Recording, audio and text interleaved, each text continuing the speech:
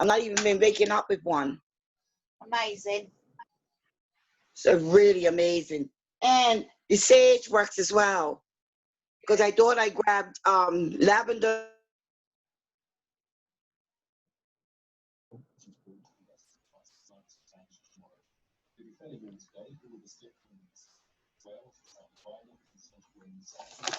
She's froze.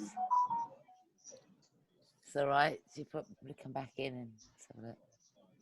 How are you, Jo, while we're waiting for... What did the doctor say? Oh, it's clearing. It's at the top now, so... Brilliant. Just got to push it up. You know? Hang on, I'm coming. I'm there in a second. Hang on. Got to get this green shit up and go... Yeah. She'll come back in. Are you all right? Yeah. Yeah. I was really impressed with this morning. That was all right, wasn't it? Lou. Hello, babe. You all right? Yeah, I'm all right. How's everyone? Yeah, Good. Good, good, Still good. breathing, so I'm all right. Good, good. Glad to hear it. Glad to hear it. Good, good, good. Kerry's obviously on a buzz. I'm on a buzz. Andy, did you tell her what the lady said about the mum? Yeah. Could get some referrals, some donations. Well, we need to sort that one out properly. Again, it's just like some advocation that we're actually here. Mm-hmm. That's amazing. Yeah, we've got to step it up a little bit. Sharon is coming back into the room. I don't know what's happened. It's all right. You're here now. So you know what? Yeah. I'm going to give you time to talk, Sharon. Yeah. Sharon, welcome. Welcome. Good afternoon. Good afternoon. So what was you saying? So the tips and No, I was saying recommendations. the lavender that Cheryl told me about last week is amazing. For the migraines. It worked. Yeah, I haven't had to take one tablet since. Brilliant. That's good. Which Yeah. I'm just truly amazed and just blown away that no more tablets at all, which is just wow. Oh, that's brilliant. That's good to hear. Yeah, because I was really concerned about the tablets in it. Yeah. You should write this one up then, Sharon. Yeah, write it up, Yeah. post it on the mum. But don't worry, I'll spread the word. Don't worry, you know me, I'm a sharer. So, hey, anybody that I felt was a little bit frustrating, I even bought me some lavender CBD bath crystals, even though I can't get in another tub, but nevertheless, I'm going to use them somewhere. Yeah, I had a kind of a rough weekend. I don't know. I felt like I was having a meltdown, if I was going through, because I really don't have people that I think I can talk to that really understand me, that I really want to go into detail about my life, because it's a lot. So I tend to hold on to stuff until it overwhelms me a bit. And this year, I've been dealing with fear. But a girlfriend of mine helped me the other day, and she was like, Sharon, not all fear is meaning that something bad's gonna happen. You just need to push through. You know what I mean? It's like when you're having a baby, you're going through all this is how she described it. You're going through all of this anxiety and all of that. And then at the end, you get this beautiful gift. So don't always think that when you're struggling, that it's always going to be something bad, at the end. And that really helped me a lot. It did help me a lot because I just, so many different things going on. I chatted to you about a bit of it, Carrie. So I've come up to some solutions on how to deal with some things, especially with my dad. I'm gonna do something to deal with that and a few other things. So I like solutions. I just don't like being in a conversation and people just say, oh, it's gonna be all right. Oh, don't worry, it's gonna be all right. I absolutely hate that because I'm a person that tries to find solutions to help people. I don't like people just say, oh, it's gonna be okay, or oh, the sun will come out tomorrow. I absolutely will block people. I block people for crap like that because that's not helping anybody. But the sun will come out tomorrow. We know that. But how are you going to help this person to get to a place where they want to be there tomorrow? You know what I mean? I didn't feel suicidal, but I felt like really not worthy, not understood, not accepted. Feel like I've got a lot on my plate all the time. You know, some things I can't do anything about, you know, but the stuff that I can, that's where I'm going to start. You know, the stuff that I can fix, you know, I'm going to start. I listened to a seminar that talked about building trust, and I think that's one of my major problems. And they say that the reason why you have a hard time building trust is you can't trust yourself. And I thought, wow, what does that mean? Something simple like, I'm going to read 4 pages out of a book this week and don't do it. You know, I'm going to go for a walk and don't do it. Like, you got to trust yourself with the little things, you know what I mean, to build up, to trust people in relationships, you know what I mean? So, yeah, it's been a good weekend. I'm still didn't have a headache. I was able to, because that was frustrating me too, that I just couldn't get no clear, you know, my head clear to think properly. You know what I mean? So it's a lot's coming together, girl. Well, you know what? It does sound very positive. Yeah. You know, and we cannot change the past, but what you're saying is you need to be dealing with what's going on right now because of, without sharing the conversation, let me put this in a way of, you're trying to find out your identity and structure who. Well, you could share. It's fine. It's fine. I just didn't want to. I mean, we're not going to go into any big detail, but yeah. No, I think It might help somebody else. That's another thing I realized, that sometimes sharing, it's probably other people in the same situation as me Go and ahead. afraid to express it.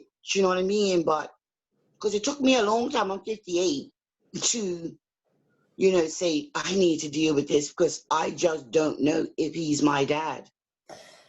Yeah, I still have that hanging over my head You have it too? Wow. because yeah, and I often speak about this because a seed was planted and it was made off like it was a joke. Now the thing is, at the end of the day, when somebody mentions something that, oh, you never know, there might be a possibility, and it throws something in the mix which then says, hold on a minute, my whole life's been a lie. I mean, or is it? I mean, can somebody tell me the truth? So I went to approach the other person who was named, and Okay. oh, this person, because culture, that plays a part of this too. Yeah. All he said to me is, for your mother, she's the only one that know. And it's very true that women are the only ones that know who they lay But the down thing with. about that is mom is dead, so. Yep. Okay. Well, I don't have those answers. The only thing I have at the end of the day is a lock of hair. Yeah. That's what I have. So if I wanted to take the DNA even from the dead deceased, then Right.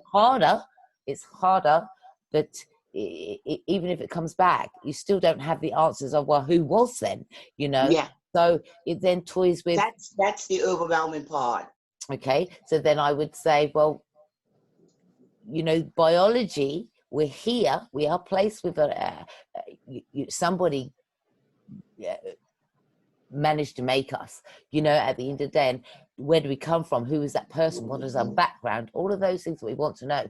But does it actually really make us who it is? Does it? Well, I think that for me,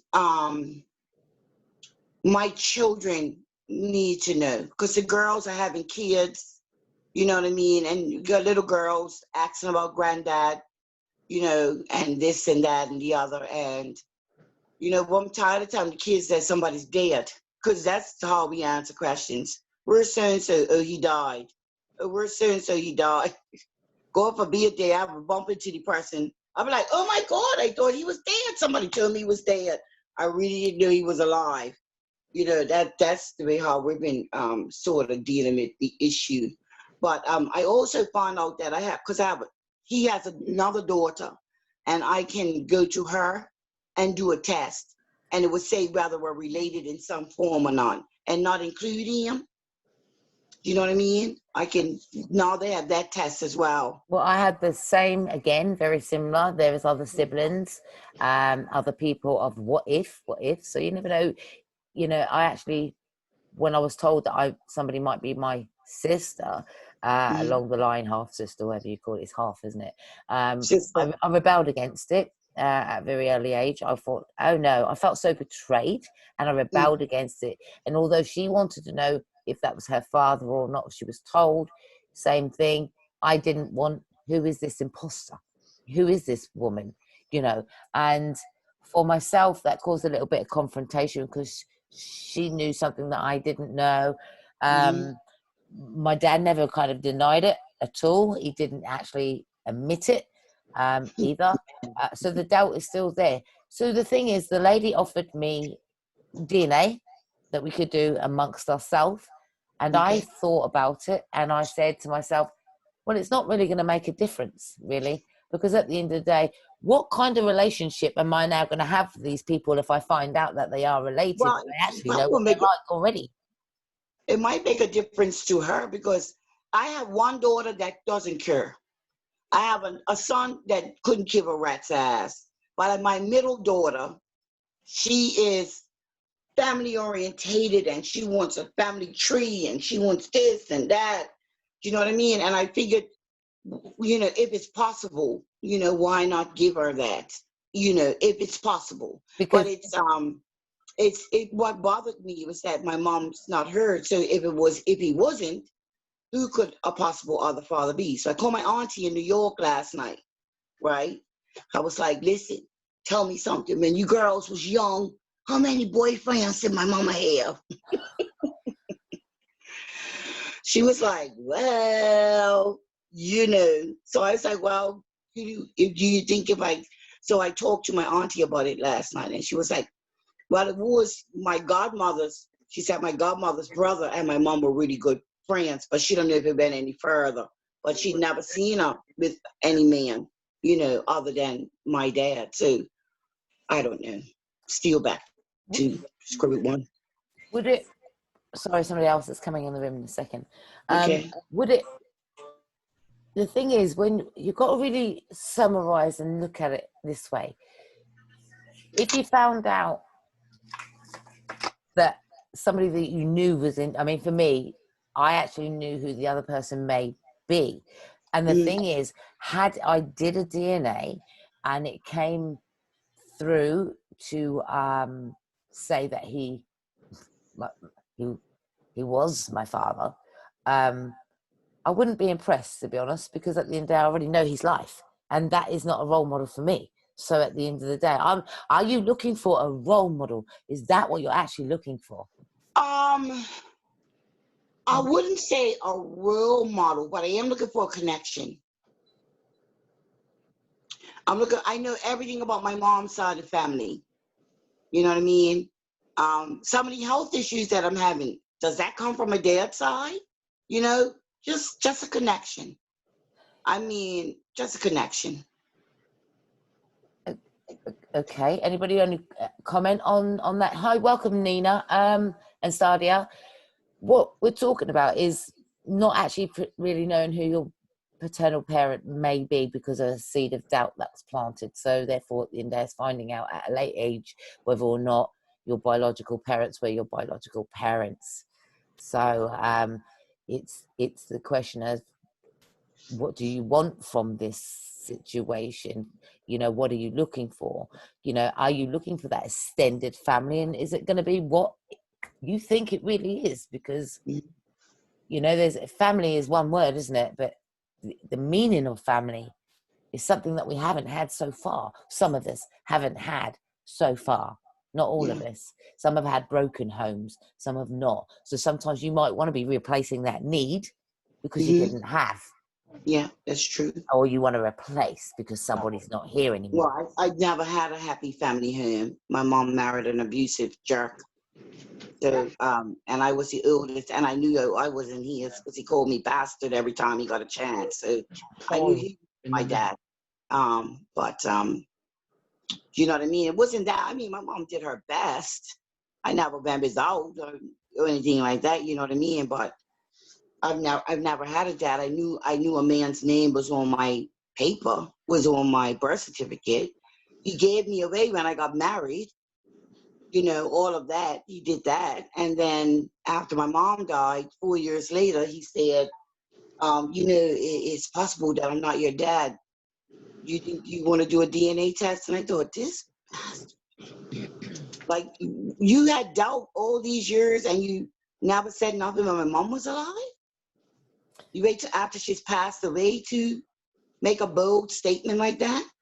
You know what I mean? So I just don't think it's nice. That is making a big, bold statement, really, but one of which he's asking for answers himself. So the same Well, he answers could have that said, you're... Sharon, I booked a DNA test. Let's go have a DNA test rather than sitting me down with some bull cockamamie story and then still just leaving me with questions. And I told my, oh, well, I know my name's on your birth certificate, so when I die, my wife will make sure you're okay. I don't want anything from you. Like, what's that about? You know what I mean? It's just not nice the way that I he think, went okay, about. if you was to do a DNA and it came back that he wasn't, would that make your situation, your thought process, worse Yeah, or you better? know what? It will probably be a relief because he's rejected me my whole life. And to find out that he really is, and he's never made an effort to be my dad, will probably break me. So it's a big decision that you need to make, or you don't have to make It's any. a really, I'm telling you, this, I went through a lot this weekend with trying to decide and, trying to figure out what's my next step. Do I want to muddy the waters or do I just leave it as he is? Just my luck, he'll live to be 105. You know what I mean? I don't know. And I don't know. I don't know. See, I'm back to I don't know, see. But I had it clear, but I don't know. The thing is, you already have, look at it this way, and somebody else might want to add to this. You already have a living person that has played a big part of your life, whether it's been good or bad. Okay? Now, the thing is, he hasn't recognized.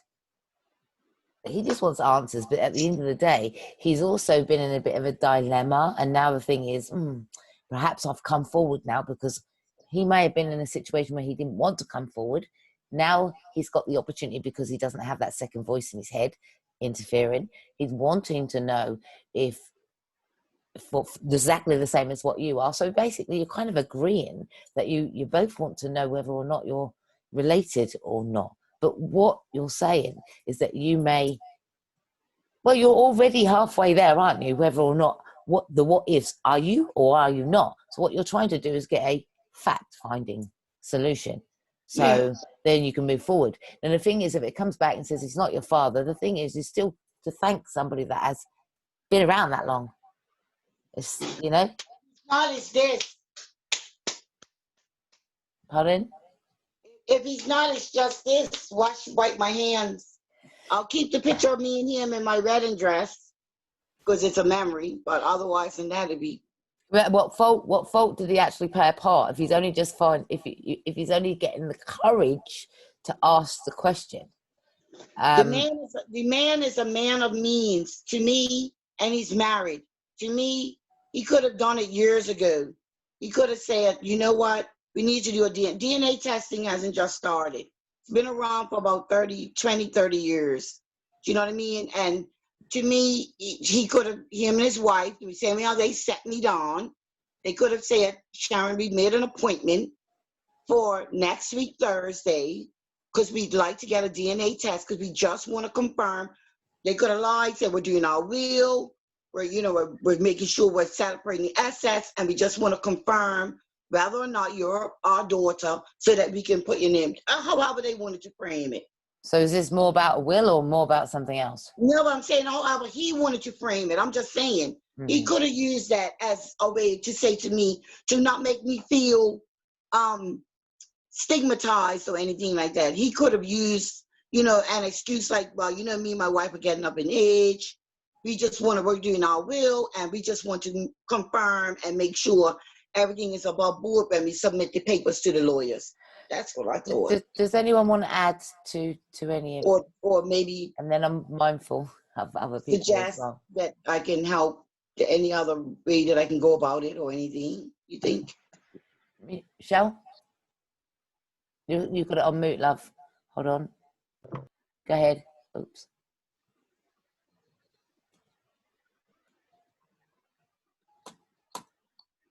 You're gonna have to unmute it.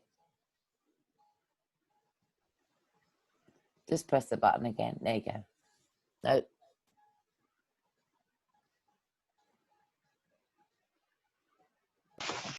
Yeah, that's it. Do it again. Press it again one more time.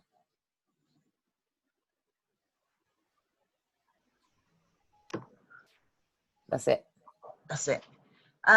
Yeah, just to add to that, my sperm donor, as you call him, where do I start? Well, basically, it was child abuse, sexual abuse. Do I miss him? No. Do I want anything to do with him? No. Do I actually even remember what he looks like? No, I don't. One of my brothers.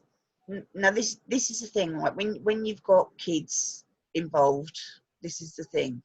Right, I've got 3 half brothers. From his first marriage. Basically, his first wife died. Then the 3 boys went into care because my mum wouldn't have them living in the house with us at the time. My mum's a bit of a fucking bitch anyway. Sorry, language. You're all right, girl. So basically what happened was the family was divided. They were my 3 half brothers, and I've got a half sister and another half brother anyway. So there's me in the middle. Was it last year, the year before? I got in touch with one of my brothers. We're on good speaking terms, you know, building a relationship slowly. And there's a lot that I don't know that I'm learning about the other side of my family, because I feel the same. I feel like I don't know nothing about where I come from or where I, you know.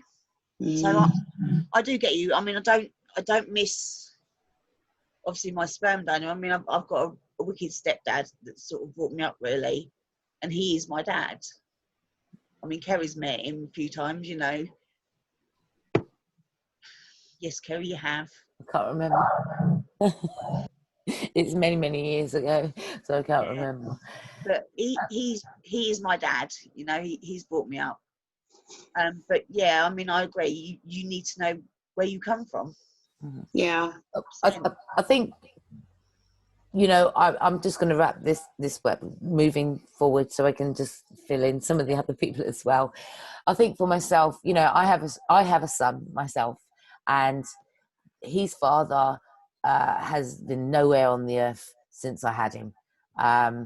His choice, and when my child asks for answers, I have to actually tell him the truth. And the truth is, some people just in a world of their own, I'm afraid. And there he has other siblings also. So, you know, so all I could do is fill in as much gap as possible. Does his father deny him? Of course he's denying him. So at the end of the day, has it played a part of his mental health? Of course it has played a part of his mental health. What can I do is get him to appreciate what is here, what is now, and realize that behind that person that failed him is still a scared little boy. Is that what I say? You know, hasn't been probably shown the right ropes. But if we look back into their own history, again, that person wasn't brought up with a father figure either. So there's a pattern within it. Can we forgive them? Somewhere we need to forgive ourselves, because it is a little bit of a mess. We have children ourselves. We don't necessarily stay with that parent any longer. And then the rumors begin. Then here's the self-doubt where you are and where I am to this day. Does it matter to me? Well, as I watch the generation getting older and passing over, I'm thinking to myself, I'm a parent too. This has to be sane. I have to lead my kids that if you have any children, make sure you have that connection with their parents. for the best interest of the children. So can we just move on that? If you want to talk about that later on a little bit. No, it's fine. It's fine. It's No, fine. it's got to sit right with you. You know, I feel a little bit of anger with you at the little bit because there's betrayal, rightly so, you know, not knowing where you stand. So for myself, you'll have to get to terms with what do you do? Probably perhaps go and do a little bit of research on how other people dealt with it, so that you won't find that on YouTube, those kind of stories as well. And it Yeah. might help you think a little bit more. Yeah. So I know you won't always have the answers, but you know, the mystery, the what ifs, but who are you? That's what more important here. Exactly. Okay. Hello, Nina. Welcome. And hello, Sadia. Welcome. And Sheba. Hi. Nina's new here today. And go ahead. So welcome, Nina. Thank you. Good afternoon. Hello, everyone. I'm being nosy, I think. Yeah, please. I'm just being nosy. I'm not sure how it works. I just thought I would hop on and say hi. I don't know. Do you want me to introduce myself or? Yeah, of course. How it works and what dramas you have in your life, really, that you'd like to resolve or offload or anything like that. You might have questions in departments that we might be able to help you with or something like that. Yeah, So it feels like a safe space Sorry, that you can ask questions in, Nina. it's all right. There's a little babe there. So, while she coming back, are you all right, Sheba and Sadia? Like your hat. Look, I can't see anybody else. Oh, look at this baby. Oh, bless her. Oh, Oh, Yeah, she likes this Zoom. I'm always on Zoom, so she likes to look at everyone and say hello. Oh, it's beautiful. oh, so sweet. oh, They love the camera, don't they? Yeah. Yeah, brilliant. Someone's echo. you. Me? Right, Nina, come on then. What do you do? And how many children have you got? And have you got a man? And go on, I'm nosy. You didn't ask me if I have a man. I come from a self-employed background, so I ran my hair salon successfully for about 10 years plus. And like most self-employed people, it was just very full on. I was working 7 days a week, most weeks, 12-hour shifts, which was fine for the long part because, you know, I was really proud of my business. I built it from scratch. But when I fell pregnant with my first daughter, I was kind of slowing down and my business overheads were obviously still the same. So I was wondering how I could make more money kind of flexibly from home. And I was quite overweight. At my biggest, I was a UK size 26.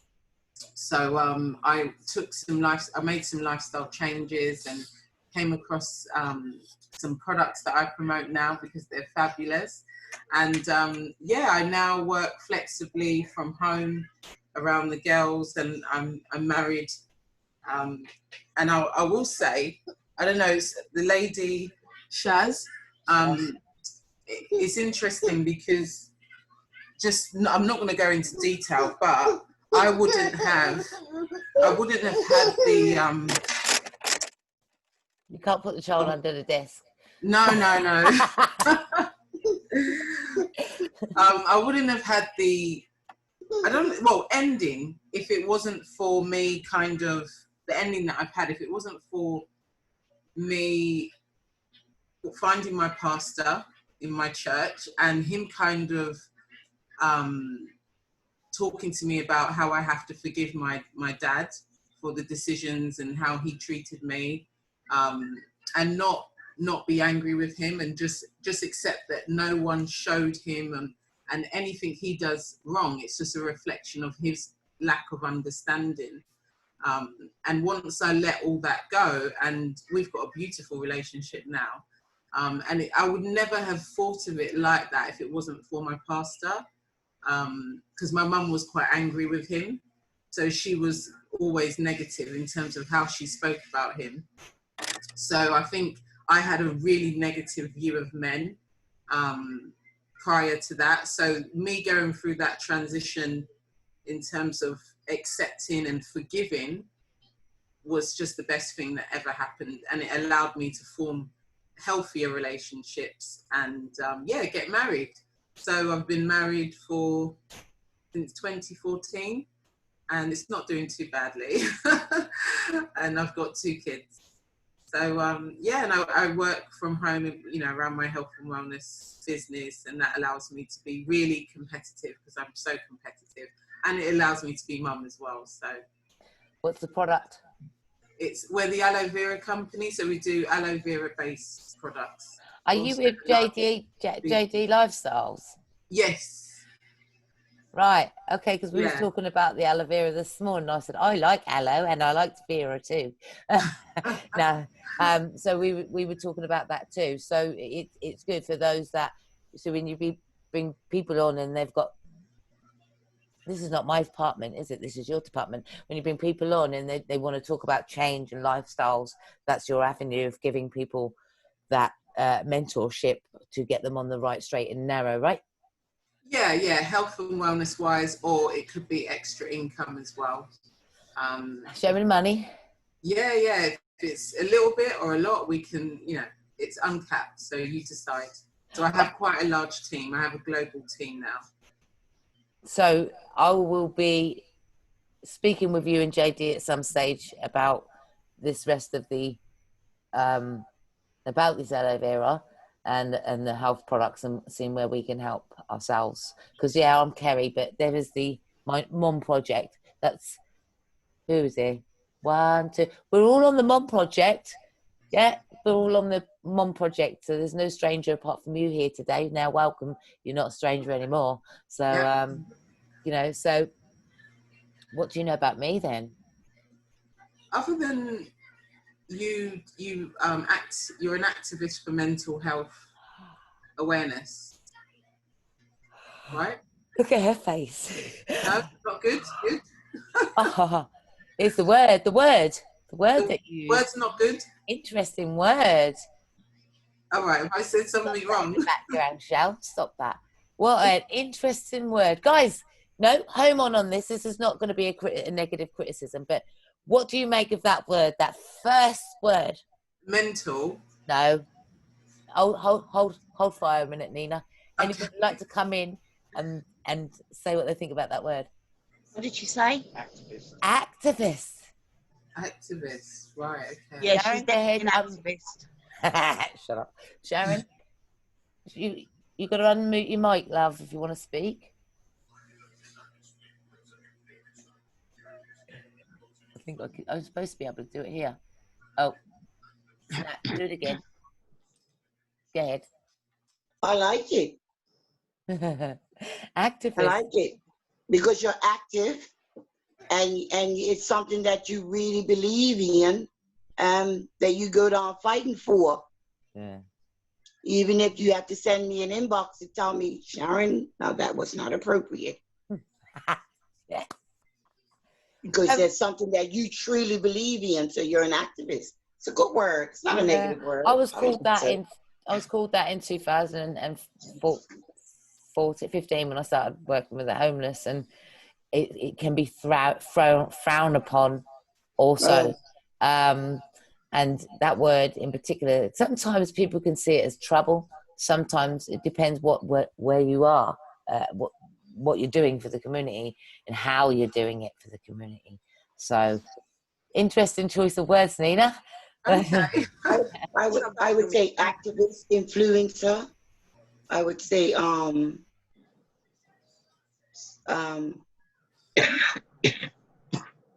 entrepreneur. You got a lot of words that could go over your head, Carrie.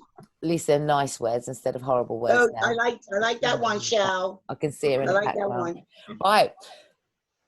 Right, thanks. Sheba, Sadia, please do feel free, because Sharon will have the whole hours if you want Sadia knows. your own No, way. actually, I want to say one more thing. I'm probably not going to be here next week because my Pilates class started back up at 2:00 on Wednesdays. So this is probably going to be. I'm going to do an evening one. I'm waiting for Shell to pick me a day. So I have somebody beside me also to pick me a day Yeah. to do an evening one. Apologies, I have been in bed all week dying, you Yeah. know. I'm But sorry. she has a voice and she has a phone. All she's got to do is sit there. She'd be fine. Some new Okay. set of lungs, you know, and a bronchial tube would be great if anybody's got any donations. Sadia, go ahead. Hello, darling. Unmute your mic.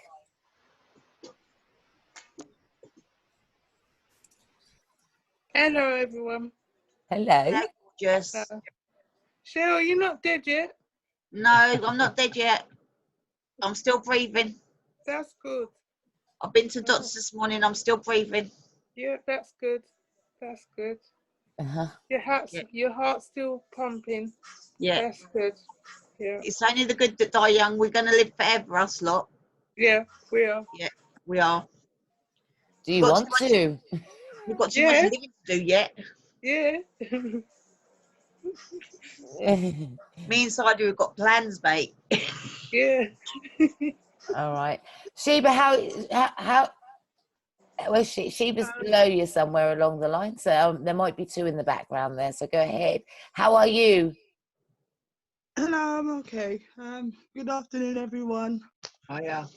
That word activist, I like that. I like that word. Go ahead. Good word. I'm an activist. It's the mind over It's matter. advocating for something you believe in, isn't it? Yeah, Advocating something that you believe in. That's the way I look at that word. Yeah, definitely. Like I always see myself as like I'm an activist for truth and rights. So yeah, I like that word. Nina and Sheba, you both do. And Nina and Sheba, you both do products. So, you know, I always think that if somebody, and this is me, this is my head, if somebody can't get along with that product, when you network together, you can signpost to wherever it needs to, where somebody might get along. Because, for instance, sometimes along, I might not drink milkshake. I don't know what your product is, you know? So there might be. I'm familiar with them. Pardon? I'm familiar with the aloe vera products actually. They are very good products.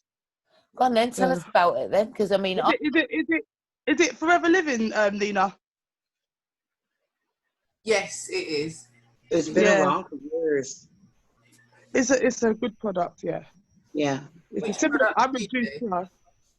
Okay, yeah, I've heard of Juice Plus. so does anyone Yeah. make these products themselves? My daughter does. She has her own products? My daughter makes she uses shea butter and the aloe and olive oil, and she makes hair because she does her and her children's own hair. So it's just hair, skin, and she's getting ready to start working on a face cream line. Yeah. She has a Facebook page, Pretty Kitty, but I asked her the other day, she said she didn't have anything at the time. The pandemic sort of slowed her up a little bit. But yeah, my daughter does that sort of stuff. We like natural, holistic stuff. Yeah. Well, I've got products coming from Sheba because I wanted to lose a bit of. I wanted to replace the coffee element of it and try to do a little bit more healthier. So I thought, well, I'll sponsor Sheba and trying her products. So it's about sponsorship a lot along the way. And what coffee does she have? Put up her websites, guys. Right. Yeah. So it's not a coffee. It's not coffee. It's juice. Okay. What we have is a natural energy drink. So you get the caffeine from Yerba Mate, which is one of the ingredients, but it's all natural. So what it's done for me, it gives you the energy throughout the day, but it doesn't give you that spark that you get from coffee. It just gives you continued energy. And it's also packed with B vitamins. So it's good for your mental health and your moods in the day. Are you saying something, Shell? Yeah, Shan, I need to speak to you because I need to put my order in as well. I'll call you after, Shell. I will call you after, definitely. You'll be available after. All right, darling, because I need to speak to you about my weight. And you Yeah, see, this I is think- another thing that I want to talk to all about you, because at the end of the day, there's so many people doing so many things. But as a collective, you've got it in your hands. These people are here already. So wait, can be monitored. You've got JD Fitness Lifestyles ready to help you. You've got Shana. You've got that product. You've got Nina. She hasn't explained the aloe vera, but we're going to find out about the aloe vera soon. And, you know, you've got people that do jewelry. You've got people that, there's benefits around each other. You Yeah, yeah. like I that? could talk to you about this because I'm really passionate about this product. So we're the largest growers of pure organic cold pressed aloe in the world, and no one has our quality. And we grow it in the Dominican Republic, Texas, and Mexico. So we have millions of plants, over 20 million plants, which actually sucks all the, well, not all of it, but we take a lot of CO2 out of the world. So we're a very green, positive company. We're really proud of that. And we hand harvest the aloe, hand fillet it. We pay the farmers in the Dominican really well to do that. So they're seen as celebrities if you work for our company in the Dominican, because they're paid and treated so well. So that feels really good. So it's a very natural process how we grow it. So we only use, we don't use any herbicides, pesticides, fertilizers on our crops. We literally have goats that weed the plantations. So what it means is we have very superior aloe that's only harvested after 5 years. And you, with the right climate and the right soil, it just means you can't compare it to anything grown elsewhere. And then and it just means we have really superior products that come with a 60-day money back guarantee because they work. And we have a very low returns rate because you do notice a difference when you start using our products. So that's us putting our money where our mouth is. And this product is completely preservative free. It's the closest thing to the plant itself, and you drink it daily. And when I started drinking this, it not only improved my mood, it suppressed my appetite in a really nice way because it's just so fortified naturally with vitamins, minerals, and it's got over 70 known compounds. So it's just really, really nourishing. It helps the body be more in balance. It cleans out your system, mucus, you know, all the things that get clogged up. And that's why it improves the food absorption that you naturally have. So I have people that say, oh, I don't like taking supplements. I like to eat my, you know, eat my nutrients from my food. And I say, that's completely fine. Drink the aloe and let me know how you feel. And they always report just feeling better and feeling more energized. And that's because it improves the body's ability to absorb nutrients from your food. So it's just a fabulous health drink. And it, as I said, it comes with a 60-day money back guarantee. How do you All our sell it? products do. How do you sell it? You can buy it individually or in packs of 3, which is a tri-pack.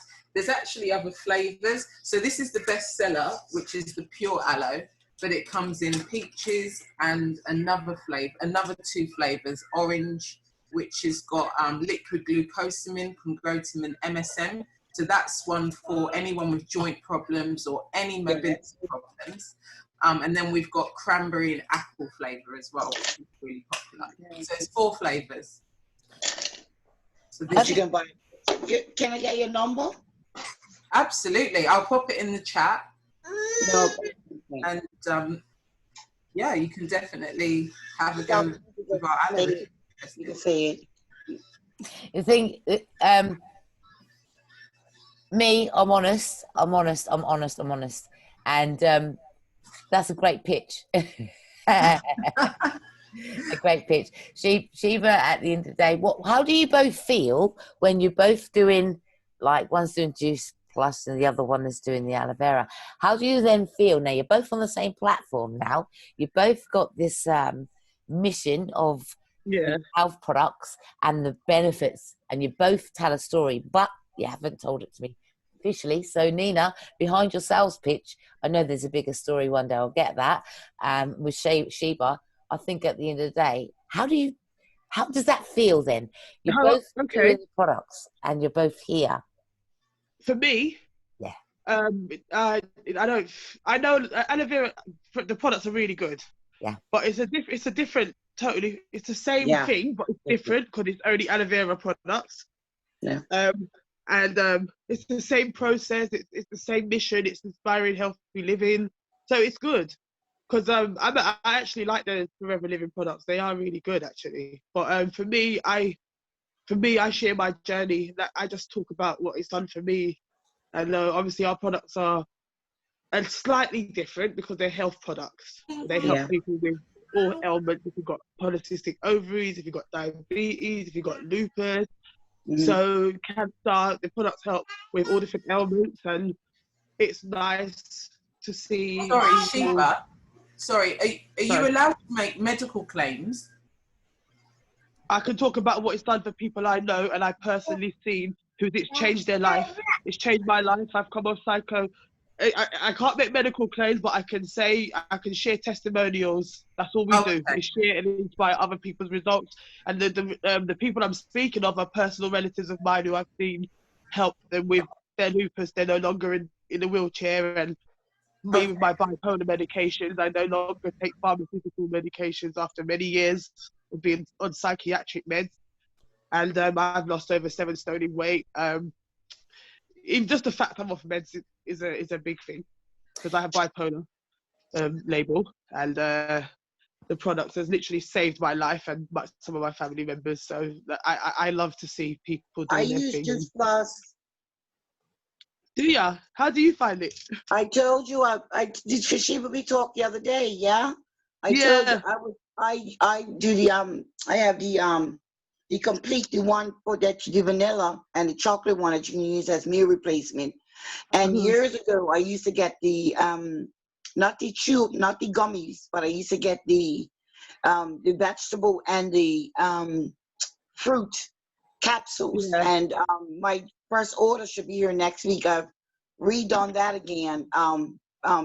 My friend's been selling it for years in Bermuda. Oh, So wicked.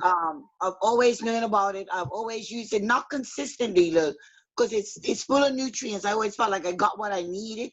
But Keep using it. yeah, it tends to be a bit of a commitment when you're not really got money. That's my problem with why I Not do necessarily. things in a one-off sort of thing. You know what I mean? Because you can't really, when you're a single parent and you're raising your kids on your own, you can't really say, okay, well, this money is, you know what I mean? Because if anything comes up and then you're short and then, you know, that type of stuff. But I can understand that because when I yeah. started, I was a single mom with 5 children, with Yeah. 3 children on the autistic spectrum. So money was Wow. tight. Wow. But it's a mindset thing. And when you think about it's about healthy lifestyle choices. So the capsules work out to be £1.92 a day. So if you're looking at when you get your products from your friend, make sure they go through your health plan with you. Don't worry. I took all of your information. I called up. I said, well, I spoke to this lady, and she said, you're supposed to give me a health plan. And she's like, all right. Make sure and stick she to it. got out a pen and wrote down everything, and then she came back and, you know, she was saying maybe I need to do the omega as well, and then the one that you talked to me about as well, the liquid one, the powder that you actually for the energy drink. Yeah, they don't ship. Are you in the UK? Yeah, I'm in the UK. Yeah.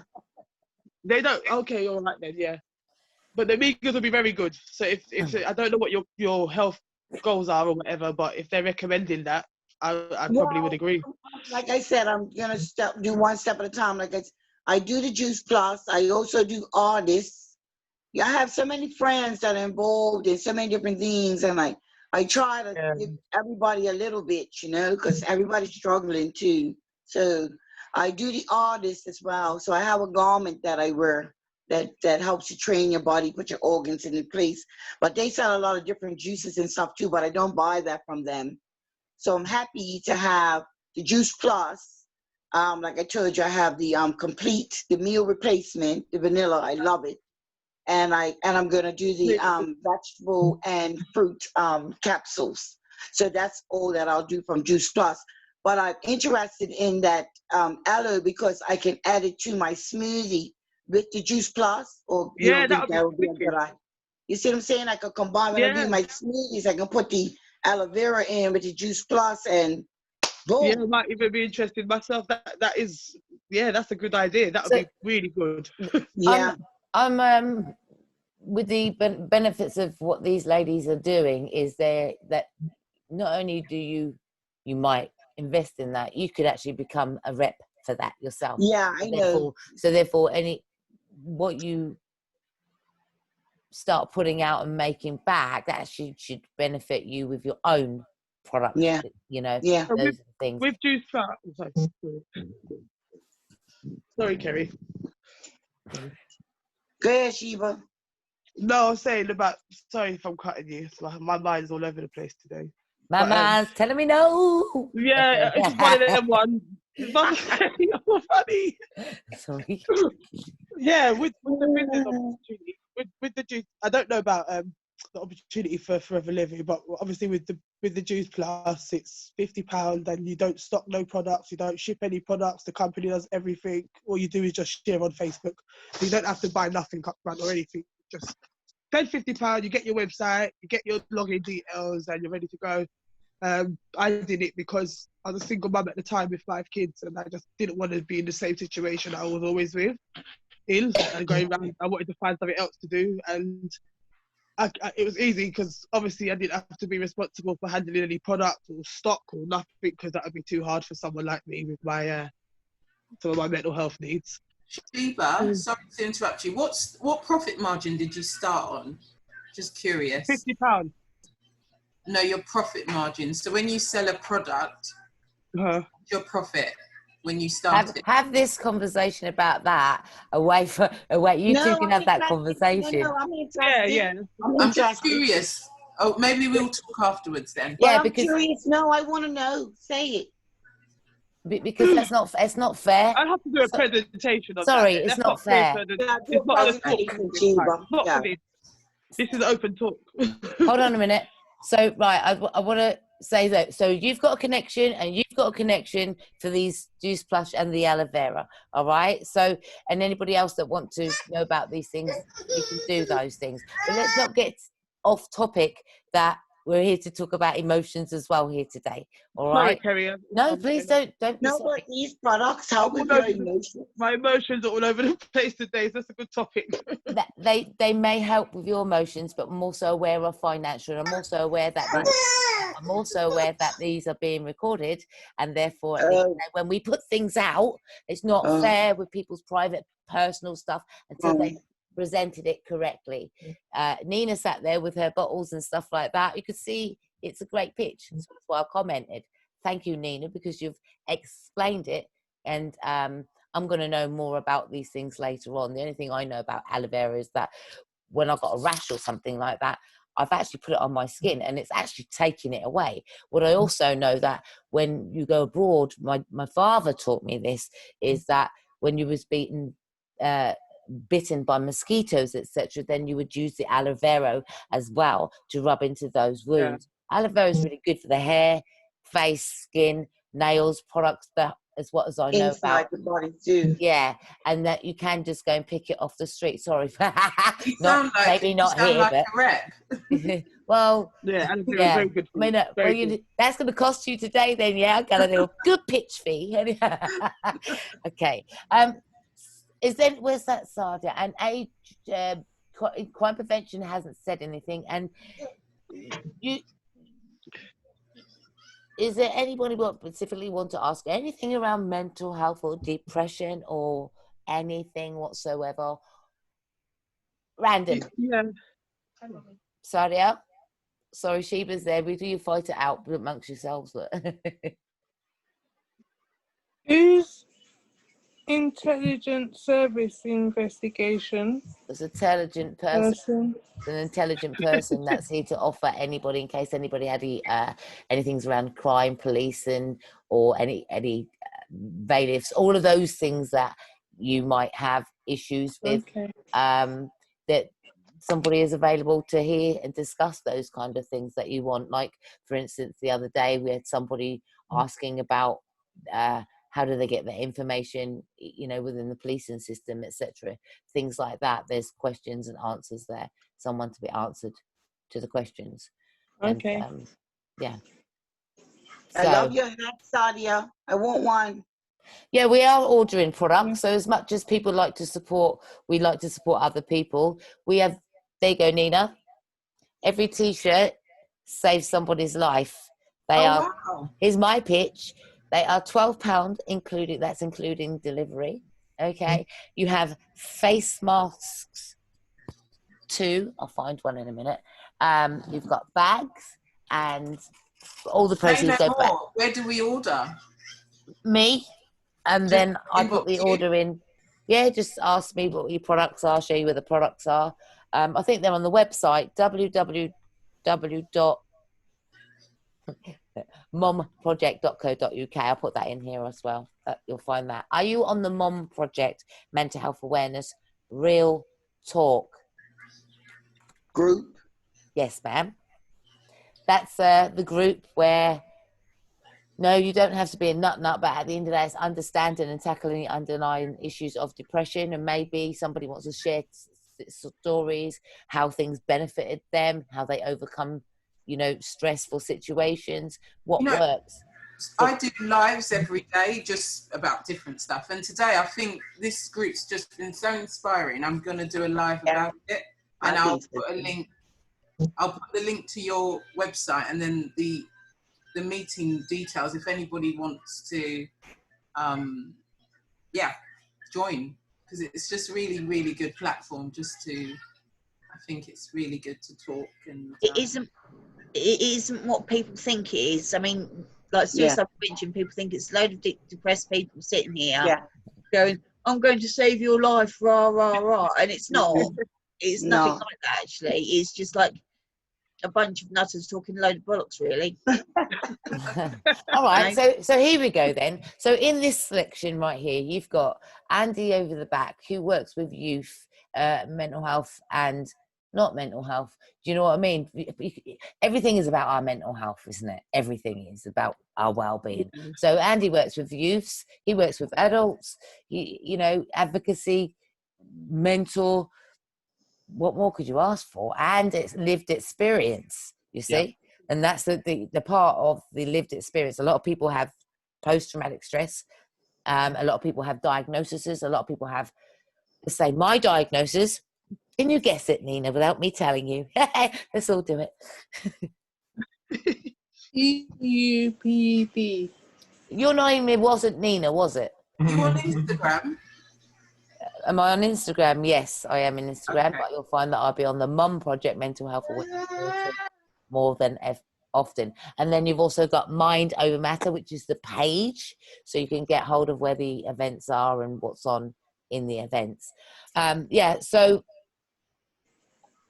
I got thrown now because of What's your diagnosis? Sadia turned around and her name was Nina suddenly. Nina, what's my diagnosis? What's your diagnosis? Yes, ma'am. I don't get it. I have a label. I have a diagnosis. Can you tell what it is? So someone has diagnosed you mental health. Is this a trick question? No. Maybe it is, but maybe it isn't. But I'm going to go round. You see, this is a good one. I like this. So, could you tell if I had a diagnosis or anything was wrong with me because of the way I am, or because I own a company? I wouldn't. No. Hold that thought, Andy. What's your diagnosis? That's right. Don't say what your diagnosis is. You know what my diagnosis is. I know. I'm not having that. Shh.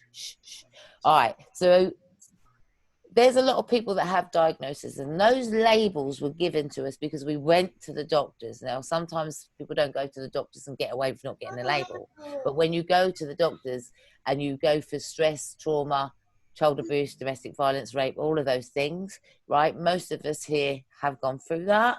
So therefore, you end up developing some unhealthy coping strategies sometimes, and that Yeah. could be like, oh, I don't want to get out of my bed. That could be like shutting off the world. That could be anything, even Mhm. down to crime.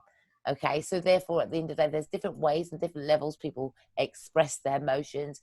And even if you're in business, it doesn't mean you're not struggling backstage behind closed doors with your mental health. For myself, I have a label. It's called EUPD, which is also known as emotionally unstable personality disorder. Now, your honest opinion, when you heard that label, what was the first thing you thought about? Emotionally unstable personality. I thought anxiety. Hold on, Sharon, put your hand up. Oh.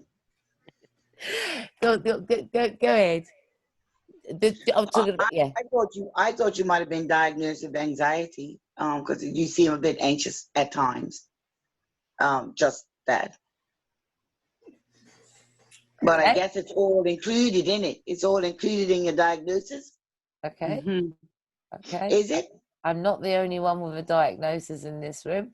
So is it I included? mean, my diagnosis is depression. Anxiety can happen to pretty much to anyone. Anxiety, you don't have to have a label to have anxiety. Okay.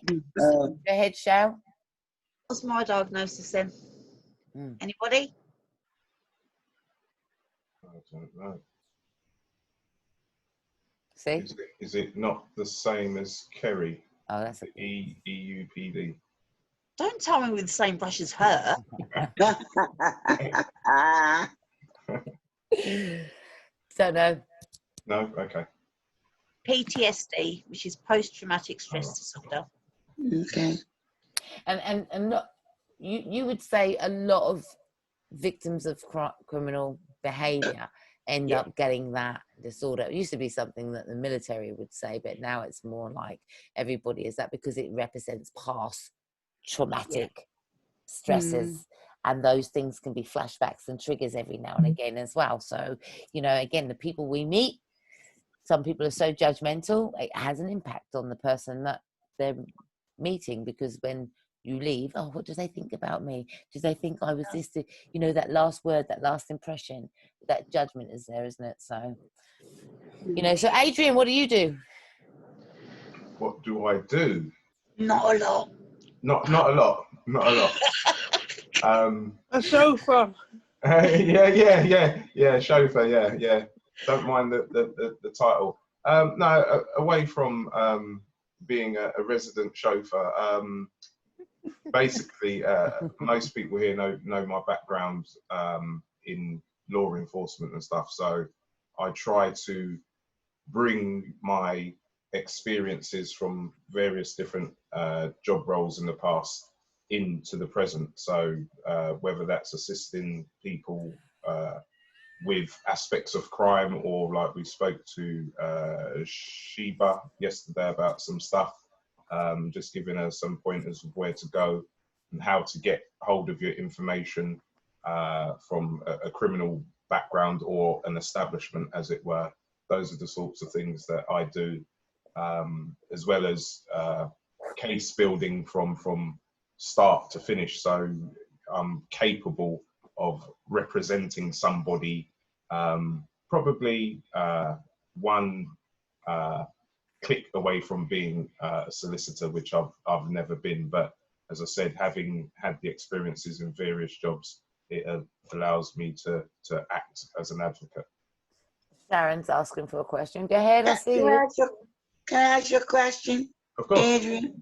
How do you feel as a ex-police officer, with what you see with the racial tension, and were you ever profiled racially when you worked as a police officer?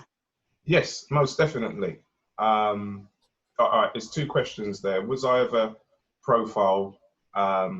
Yes, which then answers the second question, was I ever treated differently?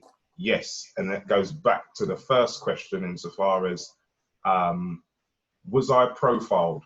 I was profiled whilst wearing the uniform, if that makes sense. So I was profiled by my colleagues whilst wearing uniform. So therefore, you're not seeing me as the individual or as an equal officer to the person on my left or the person on my right. It's just that anything go wrong, anything happen outside that I could have possibly been involved in, when I come back to the station, oh, the inspector wants to see you. Oh, okay. So I go and see the inspector, and the inspector want to give me a ticking off or an undressing. And I'm like, whoa, hold on a minute, Governor. I wasn't on duty yesterday. It's not me. Well, they said it was a black officer. Oh, so, okay. Well, there's 3 of us here, you know, out of potentially 500. Well, it had to be me then, didn't it? Do you know what I mean? So Yeah. those are the types of things that one experienced. Again, lack of progression. I was barred from being a driver. I was barred from all types of specialist, what's the word I'm looking for? Departments. So, okay, you say police officer. In other countries, police officers seem to have, or the way that other countries police, like if you were in America, you don't go out on the street as a police officer without knowing how to drive, without firing a gun, and so on and so on. And so you can be put and deployed in any situation. That's how, for argument's sake, it works in America. Over here, in England, they give you your 3 to 6 months basic training. Then you have to do 2 years probation, literally walking the beat and dealing with everything, before you are then considered for a specialist role. So for argument's sake, a dog handler is a specialist role, okay? Firearms, armed police, that's a specialist role.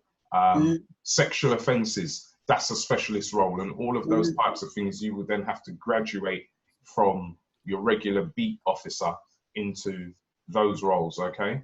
Now, the issue with that is that for someone like myself, everything was done to prevent me from going forward into those roles. What's the reason behind it? Again, they just don't see that you are equal to them. Yeah, that you have no value to them. So if they can keep you out of it, they will. There's no way you should be up there above them, if that makes sense. You know? And that's a lot of what I went through for 8.5 years. Subsequently, I got to a point where I just had enough of it. It was causing me stress at work. It was causing me stress at home. Then, you know, things around you change as well. Society doesn't always stay the same. The times when I was in, we had all the terrorism going on, the London bombings went off. Then we had a situation where we had a lot of police officers leaving and retiring, the numbers diminished. And then, you know, you could be lucky that you join the police when you've got a decent chief constable who will pump all the resources, all the government money into things, making things better for you as the officer. A few years in, if you got a change of government who then have a different approach to policing and so on and so forth, the way that they spend and apportion the money is different. That reflects you down on you as the officer on the ground. So for argument's sake, when I joined, everybody who knows me privately will know that I'm fixated with cars and stuff like that. We had great police cars, great response cars that, you know, if we got into a chase, we could quite easily chase somebody down, you know, and basically catch them. That's the name of the game.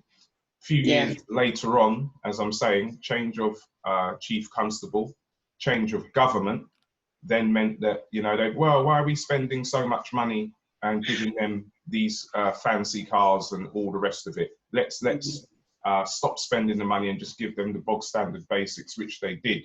Now, what that done is that meant that you're in a Ford Focus and diesel Ford Focus, and you're trying to chase a criminal in an Audi supercharged, whatever the hell it is, you're just never gonna do it. So you become a laughing stock, if you will. And if you followed what's happened in particular over here recently with the George Floyd situation and the marches that have taken place, one thing that I have noticed in my capacity now is that I like to brand myself as a commentator based on the fact that I have been in there and I know the procedural duties of an officer and what should be done in those situations. And I'm talking about the rioting situation. What I have seen is police officers ill-equipped to do the job. And a lot of the times, what I've seen recently is police officers in numbers retreating from trouble, if that makes sense. But don't you think that doing a lot of racial profiling, especially what happened with Brianna with her and the baby in the car, and just doing a lot of extra stuff. I mean, even you as an ex-police officer could be driving your car and get, you left your blinker on too long, or it's craziness why people are being stopped. It's silly. Yeah, because they're driving a nice car. Yeah, just yesterday on the radio show that I do, I was talking about a black police inspector who is still serving here with the Metropolitan Police. He's got 22 years service in, and back in May this year, he was stopped after a shift on the way home in his car and harassed by two officers. And the issue was they didn't have their body cams switched on. And he challenged them about that. So there was a bit of a argy-bargy about putting the cameras on. They then put the cameras on, and then what he done, because he realized what was happening, he prolonged the interview between the two of them as long as he could to show how they were behaving before he then turned around and said, well, actually, Constable, I am a police inspector just based down the road, which then made them, and I've seen that happen several times in my time as a serving officer when, we've all been sitting in the mess room and just having a coffee and a chat, and, a black guy walks in and you don't recognize him because you don't know him. And somebody says, who's that? And blah, blah, I don't know who he is. I'll get security to throw him out. And then it turns out that this person is the new chief inspector who's just, now you see, the difference is that I look at the person and think, well, hang on a minute. Okay, he's a black man or black woman, but to get into this canteen, you got to go through about 50 police officers before you get here. You can't just walk off the street and walk straight past reception, go through a slidey thing and all the rest of it to get all the way up into a canteen for some, as we used to say, hairy ass copper to turn around and say, I'll finish me tea and then I'll get security to throw him out. I was going to say nignog, but you said hairy ass copper. That's all. Yeah. It's just, the profiling that doesn't stop. But one of the things that really used to get me is that, again, on a similar situation, you walk in to start your shift, whether morning, lates or nights, whatever, and there's, you and 6 or 7 other officers, all police constables, there'll be a sergeant floating about, and then, this new inspector, a person of colour, walks in and says, right, I'm, Joe Blogg's new chief inspector for this station. And the look on people's faces is like, oh my God, you're the chief inspector. You can see it in people's face. So this chief inspector will, sort of say, right, I want you guys to do this and you guys to do that and blah, blah, and report back to me by lunchtime. And people will agree to it. Okay, Gov, whatever. The minute the person walks out, I'm not fucking doing that. Fuck him, who's he? He's just kind of, yeah, I've seen it. And I've been in some very awkward situations because I'm a PC and the senior officer, black or white, has come in and said, I want you to do this, you to do that, and you to do this. Okay, that's what we're being paid to do, you know? I get my share, and yeah, and I get ready to go, and my colleagues, well, I'm not going there, I'm not going down there, I'm gonna go down here. And it does put you in a awkward position, because you want to say, well, hang on a minute, senior officer has just told us what to do. But you see, what happens is when you join the police, I don't necessarily join with you at the same time. Does that make sense? So in a lot of the cases, I was the junior officer by length of service, working with somebody who's worked there for 15 odd years.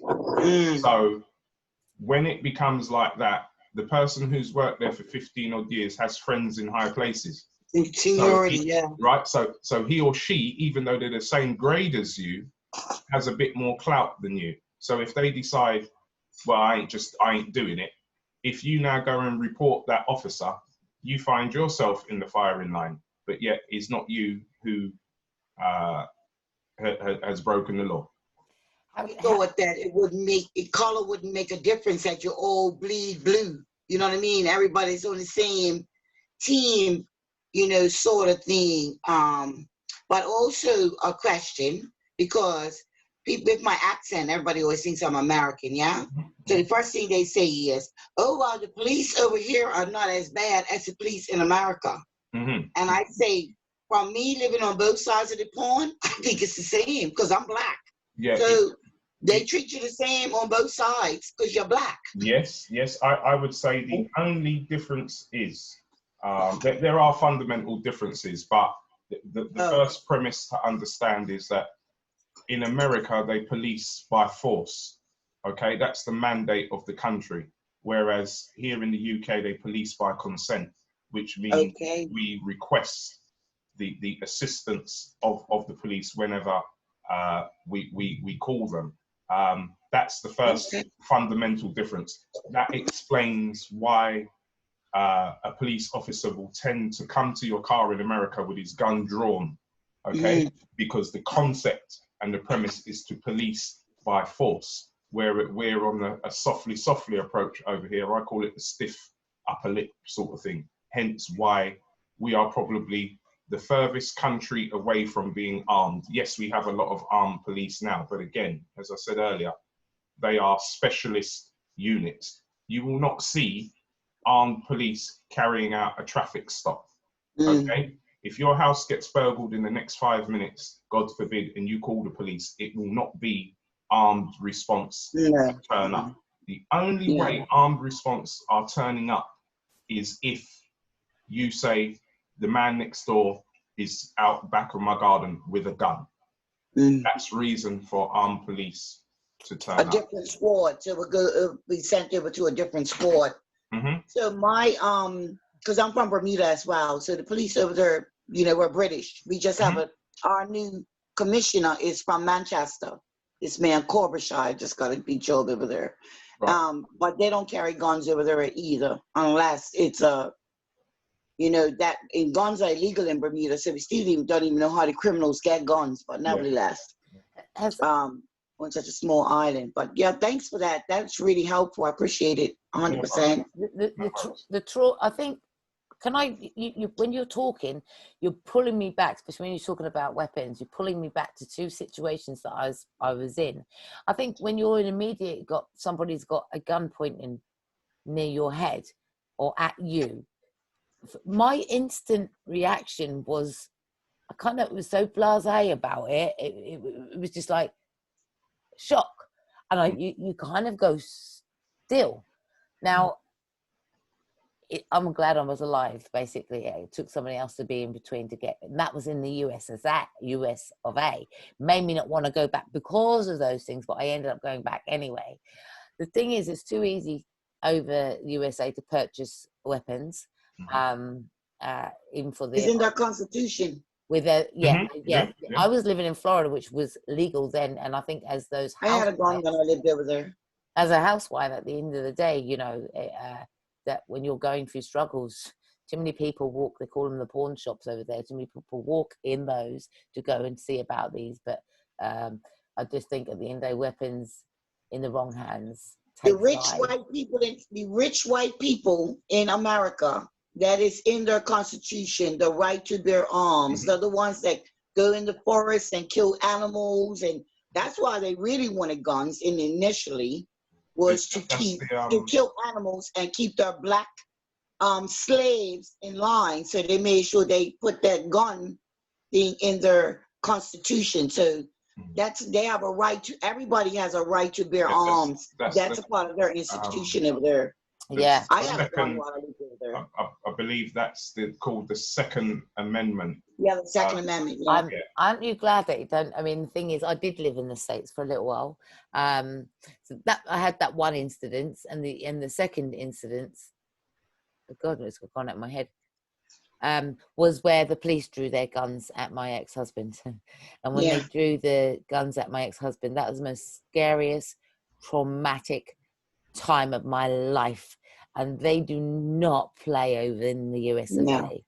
Nope, they do not. And I think anybody that's witnessing any of those events or are in with those, and that happens, you're going to want to avoid those kind of things in the future because you don't want to be around it.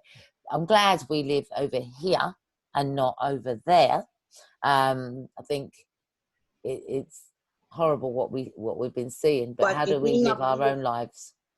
The thing of it is, Carrie, you say it's over here and not over there. Right. You have to understand that people with darker skin, we're always targeted. So it's whether you're here or there, whether the police have a gun. The police in the UK are so nasty. Some of them don't need a gun. You know, the way how they handle you, the way how they rough you up, the way how they don't need a gun. You feel threatened, whether somebody's got a gun or not. You feel threatened. Do you know what I mean? They put your look at the officer the other day down in London that had his knee on that guy's neck. So is it for me? You see, the thing is, I've had a lot of dealings with the police in the past, and every time when there's a crime that we need to report, the apprehension is there because of the uniform. Yeah, it's the you see, I always say take off the uniform. If you don't know someone, you know, you don't know someone until they've got that uniform on, and when they've got that uniform on, I think for me that uniform it's supposed to have been a helpful tool, and it's turned out peace officers, right? Pardon? When I see peace officers, before they be called police, they used to be called peace officers, right? Like when I see that uniform, when I see that uniform, it just frightens me because they just frighten me, man. Yeah. All this gun talk is very triggering. It's getting me upset. Okay. All right. But, when I see that uniform, man, they just. I even say to them, listen, I'm not being rude. It's just the uniform. I know you're a person, but you're just. I just I can't take them. I think it represents for myself. It represents failure. They've never protected me in any shape, way, or form, or they've even left me more at harm. So, have you ever? Here's a question for you. Have you ever had to call them on someone? And has there been one good experience with somebody behind the uniform? When I called police on no names. When I called police on someone for an incident, when I was a child and I was in hospital and it wasn't nice, it was a domestic violence incident. The police, they were all in the hospital room with me. I was like 16 years old. They're in there talking about going down the pub and all this. They didn't even call a social worker or nothing. So you feel foul for it? Make me sick, man. I'm sorry. I really do. All right. And, I mean, I've had good. I'm not saying they're horrible because I've had a lot of dealings with them over the years, and yeah, they're nice people. Some people are really nice, but unfortunately, it's just the system itself and the way it's designed. You know, it's not necessarily the officers. In my mind, I know that, but they just frighten me. I just can't. Yeah. I just can't stand seeing them. I think for myself as well, I don't know about anybody else, but for myself, I think it's a double dose when you've got mental health. Yeah. Because at the end of the day, when you want help, the first thing is, I think you're actually judged by your attitude, your persona, and everything else. But it's all part of not feeling well and experiencing that trauma. And I think that the stigma behind that can be broken a little bit more, because it's education. Go ahead, Shell. I agree. I mean, one of my friends had mental health, and the police were sort of called to calm her down, really, and to sort of take her and sort of get a treatment. And the police's attitude because of the mental health, because I don't think that they're actually, I mean, they say they're trained in mental health, but I don't think they actually are. I think again, you've got to also look at individuals. Because they've got a uniform on doesn't actually mean that they're not affected by the things that are going on themselves, and therefore have this attitude of, oh my God, they've been spat at, they've been called names, they can't even turn a corner without someone ridiculing because of the uniform. I personally know somebody that just because they're an ex-police officer, they're frowned upon. Do you know what I mean? But yet what I do know is that some of the ex-police officers, they had a hard time themselves, and all they wanted was a job and a mortgage and a career, you know. And yeah, I want to help the community. And in trying to help the community, the stigma is there. All right, it's really there, and it's hard to break down those barriers between uniform and non-uniform. And even though my mama always said to me, don't get with the police officer because your ass is never going to be covered. All right, but I say at the end of the day, I think I wanted to be a policewoman. I really wanted to be a policewoman, and the reason why I wanted to be a policewoman, and I did this run about the domestic violence area, that's where I was, but I wanted to be a policewoman because I wanted to help victims like myself. But in being a policewoman, there would have been stigma, as we already had a role model as a policewoman in our own town who had so much stigma and was ridiculed for being a policewoman. And it's almost like, you're a sellout. But who's paying the mortgage? Who's the one that's got to be raising a family back at home? And who's the one that's putting their life on the line also? So you think that they've got the job to do. And I think at the end of the day, yeah, education. But I think if we can be mindful that behind those some of those uniforms is a human being. But I do think that some of the uniform goes to people's heads and they think they've got the power. And I think that's letting down the side. Can I say something, Kerry? Go ahead. Sharon, hold on one sec. With mental health, I have got a positive experience with the police. Because I found they've been more better in later years.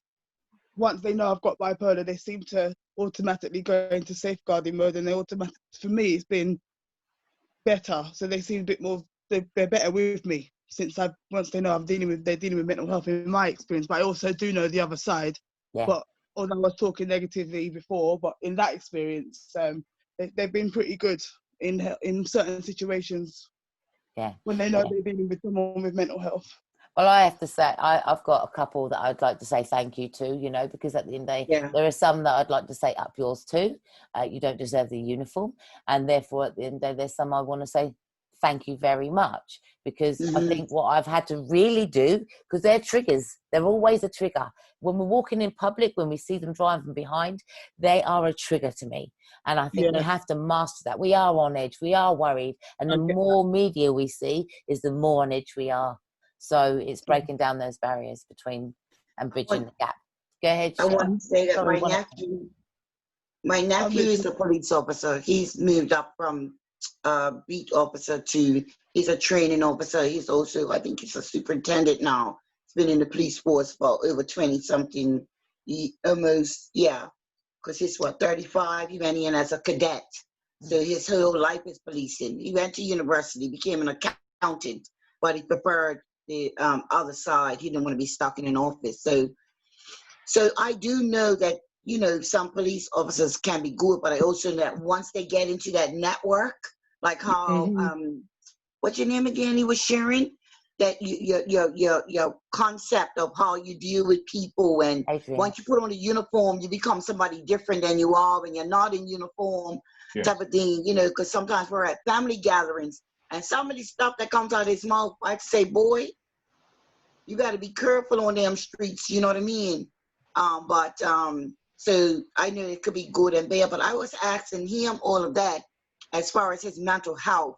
That's why I was asking on that about dealing with that and having the true face of people around you and not being promoted, not being able to transgress the way that you should in a regular type of company. I mean, I experienced the same working in the NHS over here.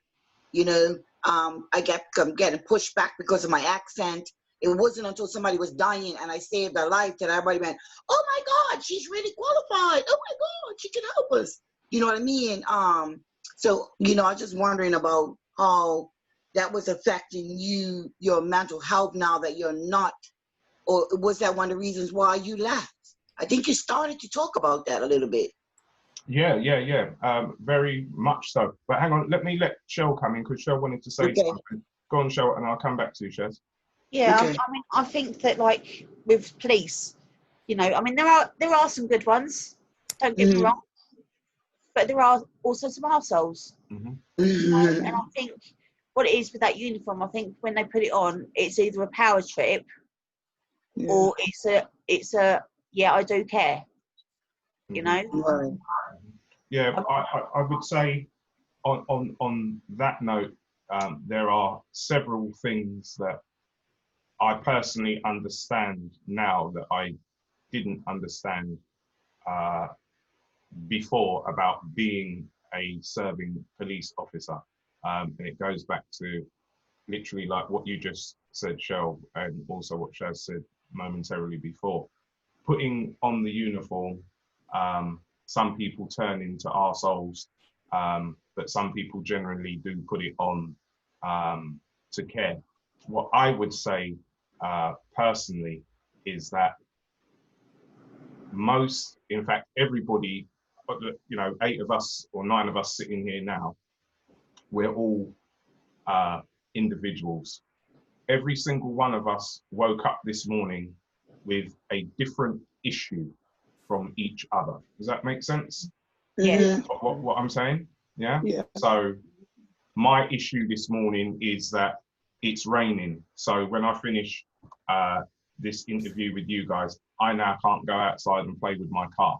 That's what my issue is today. But your issue might be you've woken up and there's no money in your account because you know somebody's fleeced your card details online.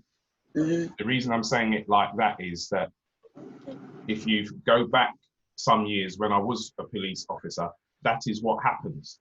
So I wake up with good intentions, going to work to serve the community, but halfway to work, my baby mother gets on the phone and starts rabbing me about money. That upsets my personal situation. And then I get to work, and the first job as a police officer I've got to deal with is a problematic situation, whatever that may be. How I've been treated in my private life may affect how I do my job.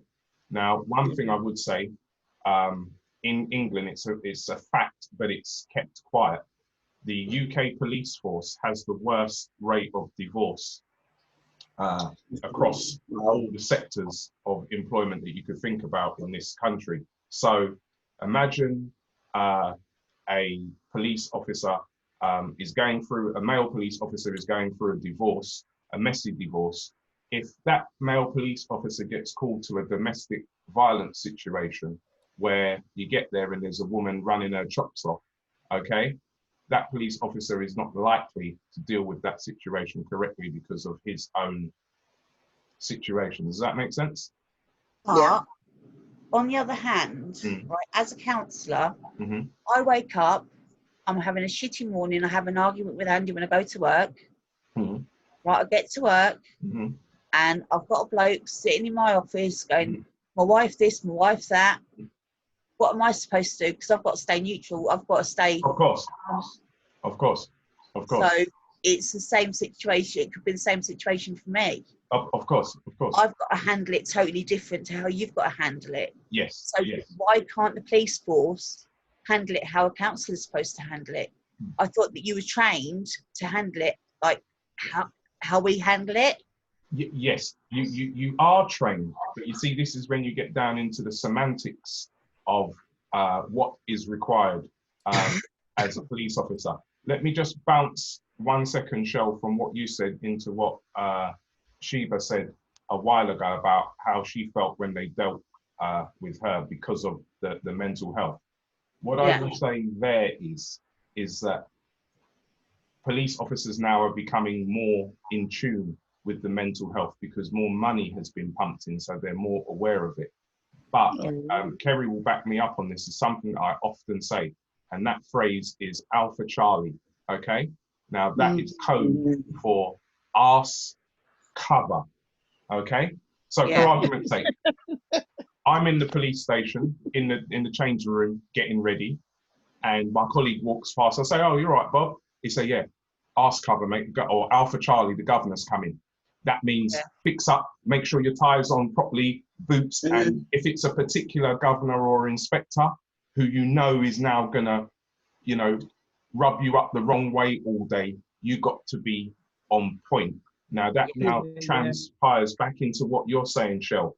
Yeah, you go through training, you go through refreshers and all the rest of it. What you don't go through is when you go to work with good intentions, nice hot day, summer, yeah, let's get in the car, let's be visible, drive up and down, any trouble, jump out, buff, buff, buff, you're arrested, job done. That's what you joined up for. When you go to your afternoon briefing, your inspector now saying, right, we need 50 stop and searches this afternoon. Wow. Okay. Is that how now, they do it? those stop and searches that's what they do. right, yeah, those stop and searches are important, but not important for the reasons what we think. Okay, so you say stop and search, they will sell it to you as, oh, well, we need to get knives and guns off the streets. The only way we're going to do that is to stop and search people, which in essence is true. People ain't going to come and say, oh, there you go, officer, there's the gun, I don't want it no more, hand it in. They're not going to do that. But what you don't understand is that these senior police officers are under pressure from their masters, and their masters are the politicians. Carissa Dick, who is the Metropolitan Commissioner, the most senior police officer in the country at present, she's under pressure from the Prime Minister and the Mayor, you know, with the crime that's going on. But where she's also under pressure is that her budget, whatever the budget is dictated by stats and figures. Okay? Stop and search being the top figure. So what she needs to be able to do is every 3 months when they go in front of the House Select Committee, where the MPs grill her about various different things that have gone on, one of the things that will come up is, oh, we've done 20,000 stop and search. Out of those, you know, 5 people were found with knives and guns and all the rest of it.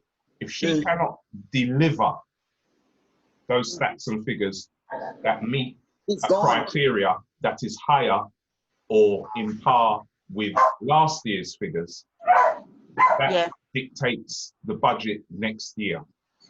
Okay, so for argument's sake, any of us in our normal jobs, if we are not performing, we're not going to get a pay rise next year. And they look at that and say, well, last year you hit 65%. This year you're only on 45%. So you ain't getting a pay rise. It's the same for any of us in any given job that we do, unless you're working for yourself. So in the police, that then is filtered down.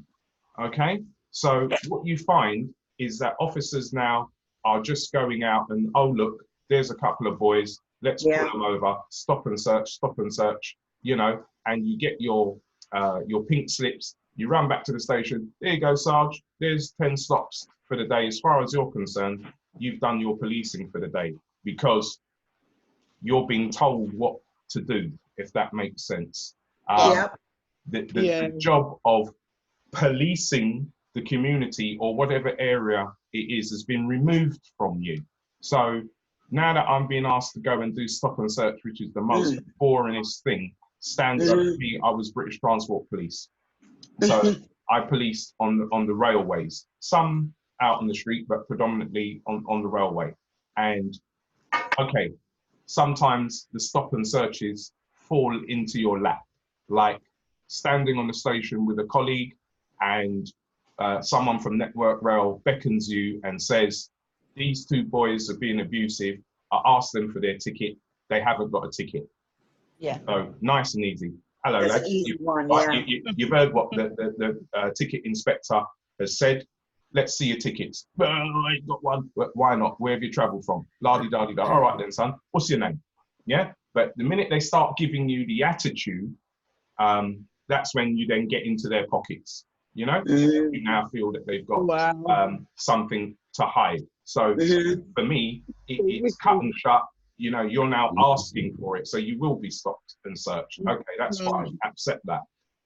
However, you will still be on the station, but you know, oh, I've only got 2, and shift soon finish, and the inspector wants, you know, 10 for each officer. So you now find yourself walking up to people, somebody who might look a bit disheveled, you know, you stop and search him. You know, you might hear a couple arguing about whether they should have McDonald's or Burger King. Oh, they're making a scene. Let me go and stop and search them. So you're being forced to. So some people make themselves a target. Yes, some people do, but they're unaware that they're making themselves a target. But we're targeting them because, you know, we need to stop and. At the end of the day, it's about the figures. Yeah. Yes, it's about the figures. And if you add that into the pot, you will then find that this is why police officers are becoming more and more disgruntled. Okay, they've got less time to listen to what your problem is. You talk to them, you know, the man upstairs is racially abusing me. Yeah, all right, whatever, love. What did he say? All right, okay. Not interested. Okay, because they're short on their stops. So anything that they can do to get a stop in, they will do to just go back to the station. There you go, Sarge, there's your stops. And it's literally like that. Wow. Nobody ever says, there you go, Sarge, there's your stops. But this stop here, I think, is of importance because I've stopped him before and la-di-da-di-da. So if you put that one at the top of the pile, give that to the intelligence people, they may be able to dig. That's not happening. Okay. That's not happening. There you go. There's the stops. Done. End of. Yeah. I personally, and I'll be straight. I used to go to work with the intention of I do my job properly. I always try to be courteous to people, just like I'm talking to you guys now. Give people the benefit of the doubt. If they up the ante with me as an officer, then I up the ante with them. When I see the junction that I can bring it down, I would. I never shy away from, I like to put it as roughy-toughy, because there are people out there who see you as a police officer. They just want to fight you to go back to the pub and say, I had this copper today, and, you know, I'll let him have it. And there's people that you know, create a career out of doing that. You accept that. But I never went and put the boot in where it wasn't needed. But as I'm saying, officers just, because of the way things are now, okay, I'll get my stops. There you go. I've done my job today. They'll go and hide. Okay. They'll jump in the car. They'll turn the radio down. Okay. They will drive out of jurisdiction. Okay. And get themselves embroiled in things that are not for them. So again, I was British Transport Police, but if you're driving between 2 stations, say like you're driving between, I don't know, Liverpool Street and King's Cross, which is where I was based in London, between 2 stations. If I saw a minor road traffic accident and I'm with my colleague and I know we've got a shithole inspector back at the Nick, we'll get out and we'll assist these people on Metropolitan Police ground, okay? And even if we have to make an arrest, we'll do it on Met ground and go and make ourselves comfortable in a Met Police canteen for a couple of hours, okay? Oh, look, we're finished in an hour. Well, by the time we leave here and drive the long way round, we'll be pulling up back at our station. Thank you very much. Good night. See you tomorrow. That's our job done. Do you see what I mean? Yeah. No real policing done for Yeah. that day, you know? All right. Yeah, Okay. So the concept and the reality are two totally different things, aren't they? Yeah. Mhm. Yeah. Okay. We had an experience when we first came over. My son used to take the train to school, and he had met a bunch of lads that go to school, and they all ran across the train track to get the train that was coming.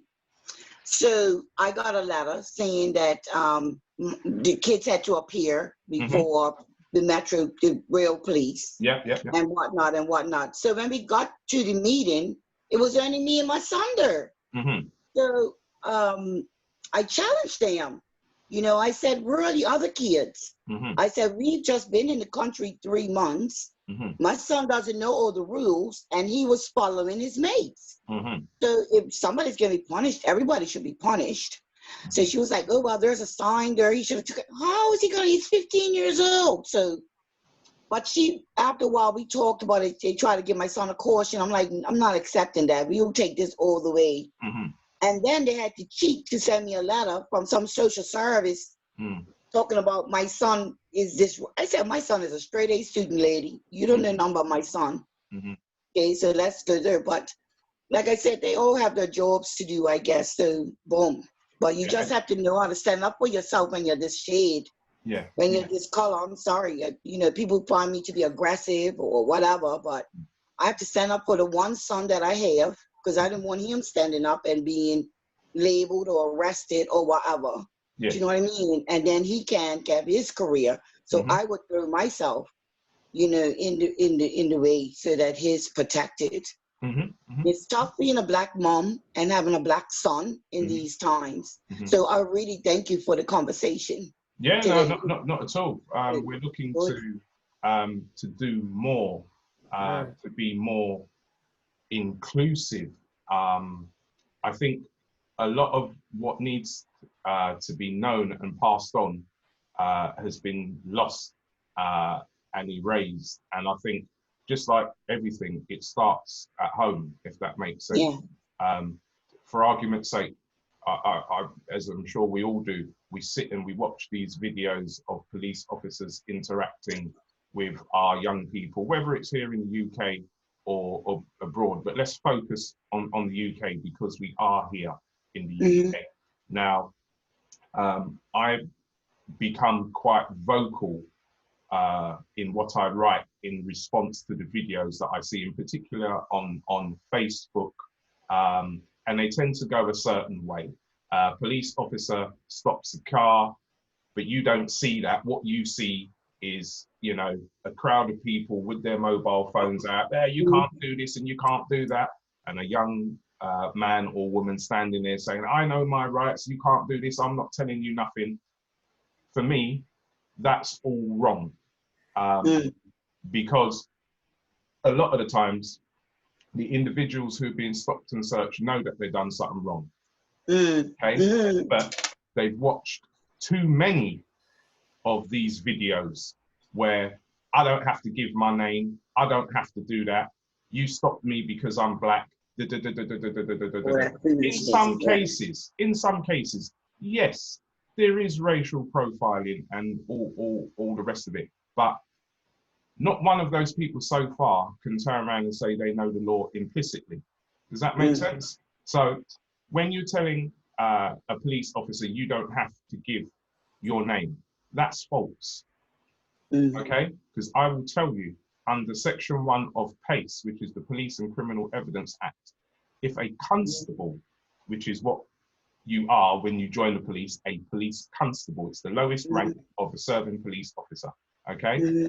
If a constable cannot verify who you are by name, which is a checkable, verifiable name, then he or she can detain you until they know who you are.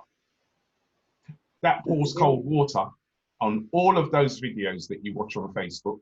Okay, that, you know, I don't have to give you, I'm not giving you my name. You're inviting police officers to mess up the rest of your life. And what we're trying to work on now is a package that will give these young people the information that they need to know.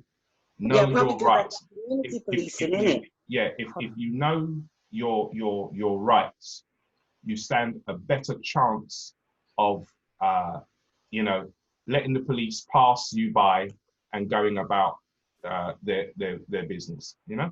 I'm very aware that Nina's not really speaking a lot, because you're very powerful, and Sheba, and shall question, and then we're going to see in Sadia, see if they want to add to any of it. Are you going back into the schools in September, Adrian? Would like to. Hopefully, I've got something. I'm working on something now as we speak, and I'd like to have a package that I can deliver to them. If you do, could I possibly tag along a couple of times? Of course, of course. Yeah, the more the merrier. Of course. Me too. Because I would like to come. Yeah, of course. Yeah. Fantastic. Thank you. Yeah. All right, and this one. Everybody. Everybody can come and. I think we should go around the world. From a different. Being in the Northwest. Yeah, a different perspective. Listen, hold on a minute, Nina. Nina, thank you for joining us. Nina just says she's got to shoot off. She's got another meeting. Yeah, sorry guys, but it was really insightful. I wanted to speak, but I had to feed my girls, and I'm multitasking. But it was a pleasure to meet you all, and I hope to join the next meeting. I'll find out when that's on. It's every Wednesday. Use the same code to get in. Okay, all right. Take care, everyone. Bye. Nice to meet you. Thank you. Nice to meet you. Nina, I sent you a message. Yeah, she got okay, that. fab. All right. Let me look, please. Do you know what? Sadia is a good walking billboard, isn't she? For yeah, she is. I like your hat, Sadia. I love it. I want one. Sheba, you can order the hats. I'm taking the orders. I'm going to do. Yeah, I'm going to go on the website, Carrie, because I've been waiting for a T-shirt since last year. But I'll go on the website. I know, and then I ordered them. Then you went away. So I gave them away. No, we're going to get it right this time. It's all right. It's all right. Yeah, I've got to do my order. I'll do that today. They come in a package like this. Then it shows you who sponsors us as well, and then it has the flyer inside as well. So that's what you call sponsorship, isn't it? Yeah. Right. So, what do you make of let's give Sheba and Sadia some time to talk now, please, because you guys are very powerful. And Sadia or Sheba, go ahead, Sheba, because Sadia's here most days. So go ahead. Boy, this talk today's been a lot. It's a lot of I don't know, made me start thinking a lot about a lot of stuff. But it's been really good to have crime prevention and rehabilitation on, and hearing that side as well. It's opened up my mind to more questions. Knock yourself out. There's so much questions. I don't know. My brain's going around in circles. Would you like it, and would it be helpful that some of your team members that you have, or the people around you, that one day we one day we do an event where it'll be Q&A questions around the law? How about that? Yeah, I'm good with that. Yeah, yeah, but we'll do it as an event. So therefore, at the end of the day, it'll be an online event. And I think at the end of the day, I think it's worth having people from the, not only do you have the black background from police or something like that, you can actually have those that have had lived experiences. You've already got that as well, our stories, a lot of them. But it'd be interesting to put on this for a big event. And I think it's Mental Health Awareness Week coming up, but surely it's not the 25th of September, is it? Well, it'd be really good, and to get mothers on there with their issues with their son, like Shaz, who was saying it, Shaz? Yeah. Like me, I've got a lot of issues. I've got a lot of questions around that as well. With my oldest son, he's going through a lot at the moment with the police. Is that something you just set up, Adrian, with a date? Yeah, I can Sheba, something out. with my son, he actually wanted to be a forensic, to deal with criminal forensics and Criminology. stuff like that. But when he found out that he had to be a police officer first, Yeah. he changed his major. Yeah. Yeah. Yeah. He changed his major because he's like, Mom, I could never be a police officer. I just think it's because, Adrian, the kids have so much misinformation. Mhm. You know, they get information over social media, and then people that have had negative experiences around them. Yes. You know what I mean? It's not many people that can say they've had a positive experience. Yes. You know, but I'm actually on the council up in Manchester, up here on my estate. So we actually I have think 2 it's the police whole- officers that I work with. I sort of keep them on their toes because the kids around here get away with murder, and they always come around about they're minors, so there's nothing we can really do. It's the But whole if system. it was an Asian or brown kid, they're holding them up against the wall. But you know, it's crazy. They don't like when I show up at the meeting. They go, "Oh my God, she's here." Yeah, I'm here with Well, my so- list. because somebody's going to take them to Somebody task. has to make them accountable. Yeah, of course. Go on, Cheryl. Yeah. Yeah, I was going to say actually, it's results day tomorrow for Ellis. In September, he's going to Suffolk 1 to do psychology, sociology, and philosophy. All right. But he wants to do forensics. Forensic side. Do that too. Yeah. He wants to go to university and do like the murders and Yeah. All right. Okay. That's what my son wanted. I mean, probably the best way for him to do that is do what he's doing now. And then at a later date, but be the top of your game, if that makes sense. And then at a later date, there are options. I mean, it's all changed since I've been in there, but there are options to do what they call a fast track. So for argument's sake, he can go in, do his training, probably do half or do a year out of your 2-year probation, and move directly into the forensics world of it. 90% of the people that you find doing the crime scene technicians, because I like that and I wanted to do that. We had something called the Alpha car on the British Transport Police, which was basically the bomb car. So I was at a time when I was in, terrorism was the big thing.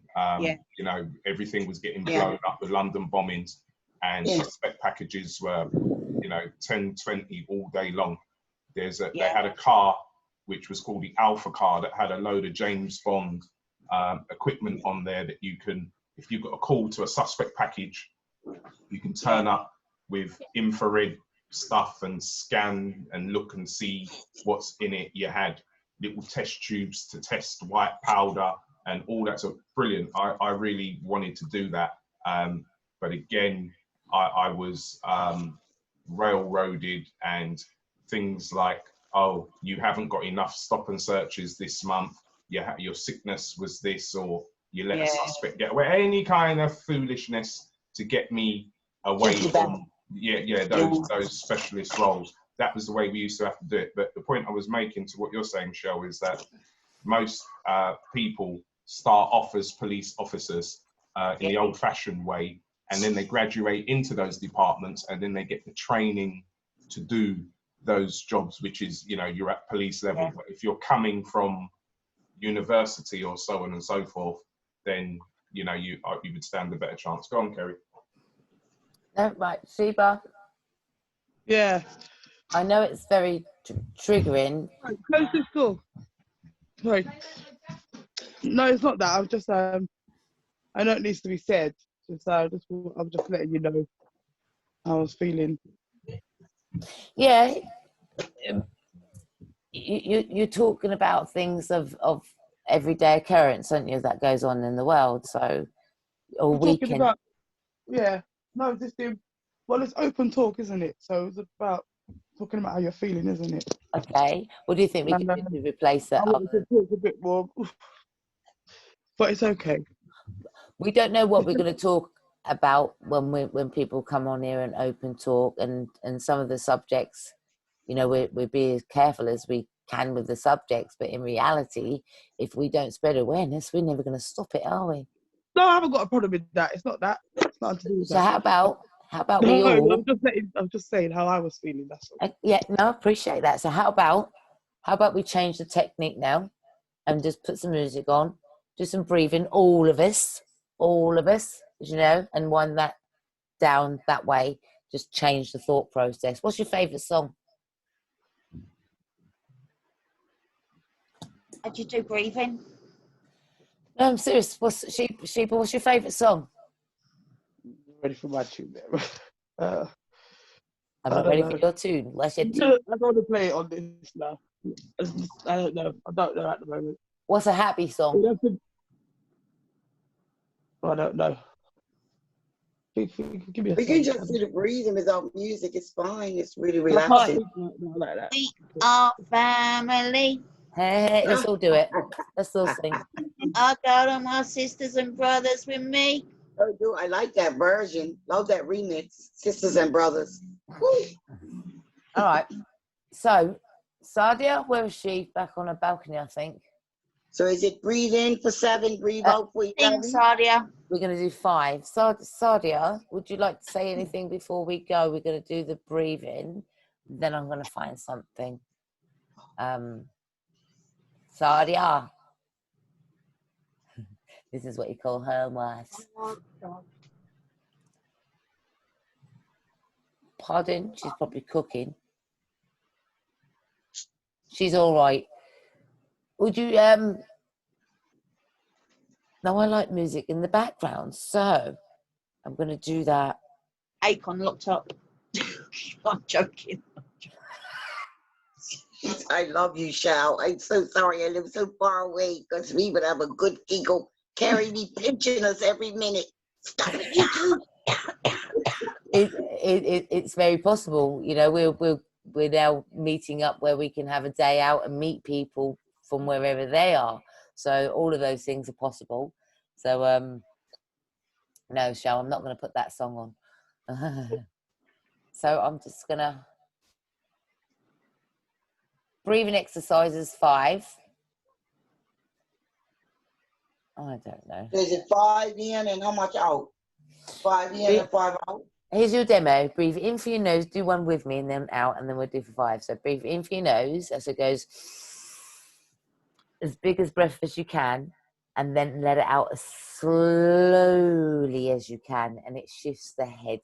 But you're talking about the biggest breathe in for your nose and out through your mouth as slowly as possible. So let's do that. Right, you ready?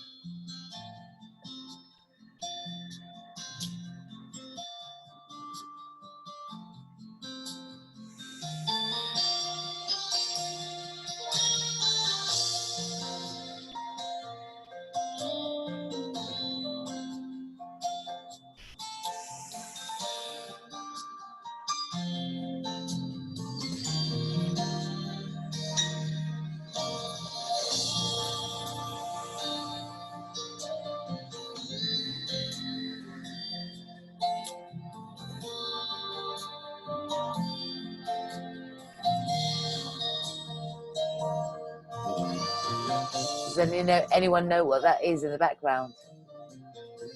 And pipes, isn't it? I can't remember the song. It's a beautiful instrumental, though. I give myself away. It's that one. That's nice. I love that song. Did you all honestly do your breathing techniques? Yeah, I did. Andy, go ahead. Yeah, I just wanted to kind of like pick up on what everyone's been saying. I think it's been a really good experience today. I can understand that obviously, Sheba probably has kind of been some triggers and things like that. And it's good to kind of just have that final kind of like breather and to, you know, just to kind of like empty the mind a little bit and just go, right, we've had this day. We can now go away and process it in our own time and in our own ways without it really affecting us. And yeah, it would just sort of, hopefully within about 20 minutes, half an hour, she will kind of be nice and level and calm and be able to sort of work things out. And hopefully that'll be good. Thanks, Andy. That really has made a difference. It really has. You put a smile on my face. That's fine. Really has. Thank you. Yeah, that You was know, what I did. You're welcome. We're not just here on a Wednesday. We're here if you need us. You know, that's what we're about. We're here 24/7 if you need us. We're a mum family, you know. So at the end of the day, mind over matter, isn't it? So thank you for joining us today. Shall use this as awareness, and I think it's great awareness. And see you on the other side, guys. I'm going to head out of us now. All right, I'm going to play this, and you can wave yourself out. Enjoy the rest of the day, guys. Enjoy your week. Bye. See you soon. Bye. Bye, bye, darling.